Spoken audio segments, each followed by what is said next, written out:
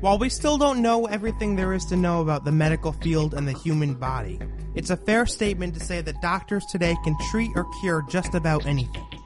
Whether you have something as basic as the common cold or something far more serious like cancer, modern-day medical experts are equipped with the skill and the knowledge necessary to cure it, or at the very least, make their patients more comfortable. Thousands of years ago, however, this wasn't the case. Medical procedures were far more dangerous and at times resulted in the patient becoming sicker than they were before or even dying. Let's discuss this further by taking a look at the top 3 most bizarre ancient medical techniques. As always, thank you for liking, commenting, and subscribing. Number 3. Bloodletting. Today, when you go to the doctors complaining about an upset stomach or a sore throat, chances are the doctor will just prescribe you some medication and you'll be on your way. But around the time of the 5th century, medical practitioners believed that sickness was the result of bad blood being pumped through one's body. As such, patients with a fever or other ailment were routinely told that they had an overabundance of blood, and that if they just let a bit of it out, they would be cured. The procedure was equally as simple as it was gruesome. Doctors would slice open a vein, usually in the patient's arm, and let some of their vital fluids drain into a receptacle. Another option was to place a leech directly onto the patient's skin and let it suck out all of the bad blood over an extended period of time.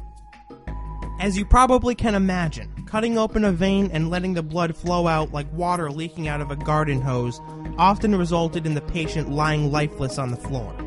But believe it or not, bloodletting remained a common medical practice well into the 19th century. It was often recommended as a treatment for everything, from sore throats to the plague, and some barbers even offered it as an extra service for their clients, along with haircuts and shaves. When it was eventually discovered that bloodletting was doing more harm than good, the practice gradually fell out of vogue. How or why it took them so long to figure out that excessive blood loss was extremely dangerous is anyone's guess. Number 2. Cannibal cures. Imagine going to the doctors and telling them about persistent headaches or muscle cramps, only to be prescribed a strange-looking elixir containing human flesh, blood, and bone. Chances are you'd run out of the building and call the cops, claiming that a bunch of cannibals dressed up in white robes were trying to make you one of them.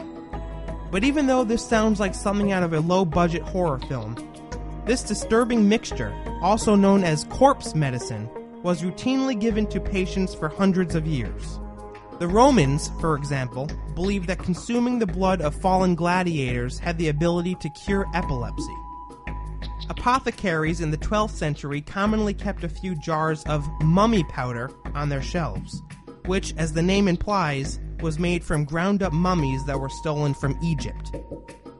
Hundreds of years later, in the 17th century, King Charles II of England was known to occasionally enjoy a restorative concoction called King's Drops, which was made from crumbled human skull and alcohol.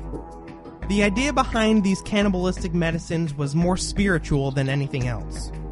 It was thought that by consuming the remains of the dead, the patient also consumed part of their spirit, leading to increased strength and overall well-being. Interestingly, the part of the body that was to be consumed often corresponded to the patient's ailment. Skulls were consumed to treat headaches, for example, and human fat was used for muscle aches. How doctors were able to get their hands on human skulls and other body parts in the first place is anyone's guess. Perhaps they raided burial sites under the cover of the night and took their deceased victims straight out of the ground. Maybe they hired professional killers to go out and do the deed for them. Or maybe doctors did it themselves. Number 1. Trepanation. If you had a headache in ancient times, it was probably a good idea to keep your mouth shut. Otherwise, you may have wound up with a hole in your skull.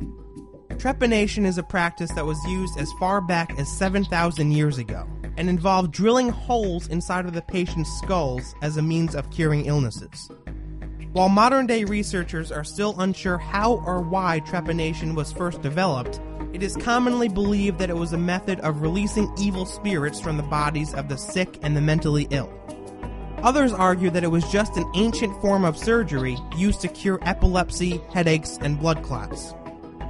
Trepanation becomes even more disturbing when you remind yourself that 7,000 years ago, anesthesia and strong pain medication didn't exist.